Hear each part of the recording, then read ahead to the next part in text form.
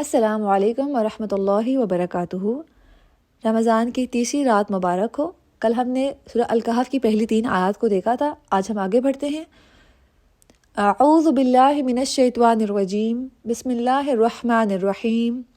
وینذر، اور وہ ڈرائے، الذین، ان کو جنہوں نے، قولو، کہا، اتخذ، بنا لی، اللہ، اللہ نے، ولدن، کوئی اولاد، ما، نہیں، لہم، انہیں، بھی، اس کا، من علم، کوئی علم، ولا، اور نہ، لآبائہم، ان کے آباء و اجداد کو، کبرت، بہت بڑی ہے، کلمتاً، بات، تخرجو، جو نکلتی ہے، من افواہہم، ان کے منہوں سے، ان، نہیں، یقولون، وہ کہتے، الا، مگر، کذباً، جھوٹ۔ اور اللہ کا فرمان ہے، وَيُنذِرَ الَّذِينَ قَالُوا اتَّخَذَ اللَّهُ وَلَدًا، اور ان کو بھی ڈرائیں جو کہتے ہیں کہ اللہ تعالیٰ نے کسی کو بیٹا بنا لیا ہے۔ کون کہتے تھے ایسی باتیں؟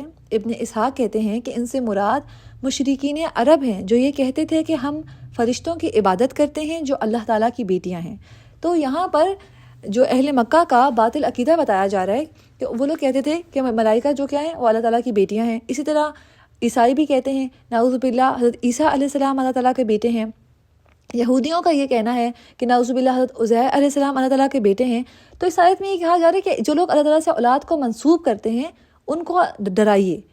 ما لہم بہ من علم، ان کو اس بات کا کچھ علم نہیں، یعنی اس قول کا جس کو انہوں نے از خود گھڑ لیا ہے، ولا لآبائہم، اور نہ ان کے باپ دادا ہی کو تھا۔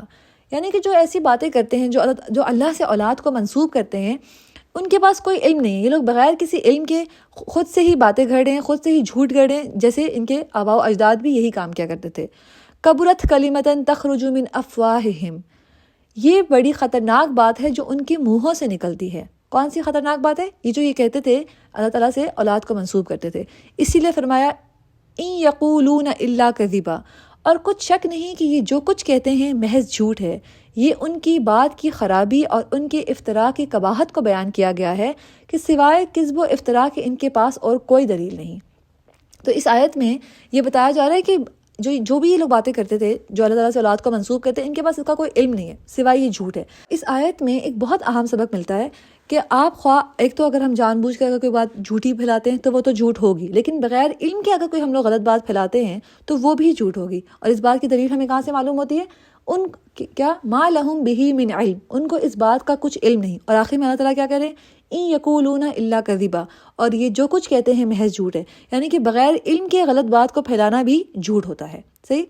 اب ہم چلتے ہیں، اس سورت کا ہم سبب نزول پڑھتے ہیں۔ محمد بن اسحاق نے اس سورہ کریمہ کا سبب نزول بیان کرتے ہوئے کہا ہے کہ مجھ سے اہل مصر میں سے ایک شخص نے بیان کیا کہ جو ہمارے پاس قریباً 40 سال قبل آئے تھے، اور انہوں نے سے اکرمہ سے اور انہوں نے ابن عباس رضی اللہ تعالیٰ عنہ سے روایت کیا ہے کہ قریش نے نضر بن حارث اور عقبہ بن ابو معیط کو مدینہ میں احبار یہود کے پاس بھیجا کہ محمد صلی اللہ علیہ وآلہ وسلم کے اوصاف و حالات بیان کرنے کے بعد ان سے آپ کے بارے میں پوچھیں، کیونکہ وہ اہل کتاب ہیں اور انہیں انبیاء کرام کے بارے میں وہ علم ہے جو ہمارے پاس نہیں ہے۔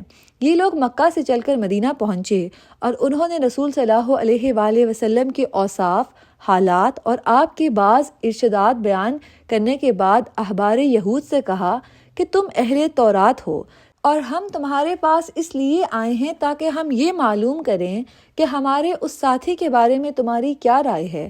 انہوں نے کہا کہ ہم تمہیں یہ حکم دیتے ہیں کہ ان سے 3 سوالات پوچھو، اگر انہوں نے ان کے جوابات دے دیے تو وہ نبی مرسل ہیں، اور اگر جواب نہ دے سکیں تو وہ باتیں بنانے والے ہیں۔ یعنی احبار یہود نے ان سے کہا کہ آپ نے 3 سوالات حضور صلی اللہ علیہ وسلم سے جا کے پوچھنے، اگر انہوں نے جواب دیے تو وہ سچے نبی، اور اگر نہیں دیے تو وہ سچے نبی نہیں ہیں، اور ان کے بارے میں تم خود ہی رائے قائم کر لینا۔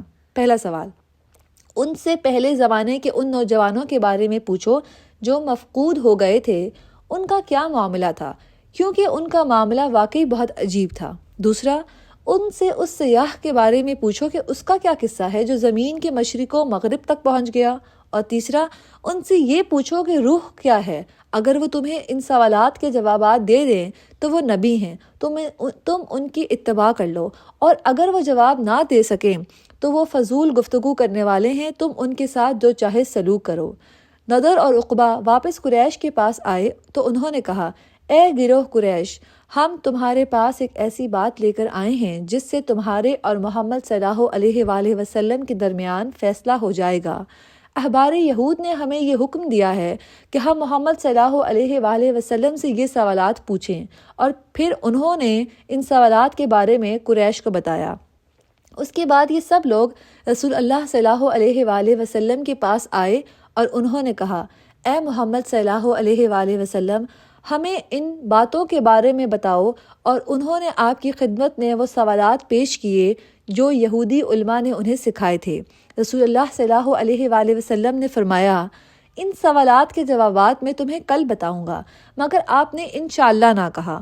وہ لوگ چلے گئے، مگر 15 دن تک اللہ تعالیٰ نے رسول اللہ صلی اللہ علیہ وآلہ وسلم پر وحی نازل نہ فرمائی، اور نہ اس دوران میں جبریل علیہ السلام آئے، حتیٰ کہ اہل مکہ نے بری باتیں بنانا شروع کر دی، اور وہ کہنے لگے کہ محمد صلی اللہ علیہ وآلہ وسلم نے ہم سے کل کا وعدہ کیا تھا، مگر اب تو 15 دن گزر گئے ہیں اور ہمارے سوالات کا جوابات نہیں دے رہے۔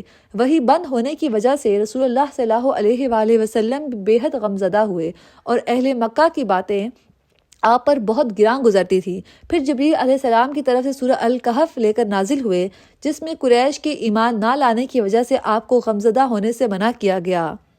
مذکورہ بالا نوجوانوں اور سیاح کے بارے میں بتایا گیا، اور روح سے متعلق سوال کا جواب بھی دیا گیا۔ آج کا سبق اتنا ہی، آگے آپ لوگ تلاوت سنیے۔ وَيُنذِرَ الَّذِينَ قَالُوا اتَّخَذَ اللَّهُ وَلَدًا مَا لَهُم بِهِ مِنْ عِلْمٍ وَلَا لِآبَائِهِمْ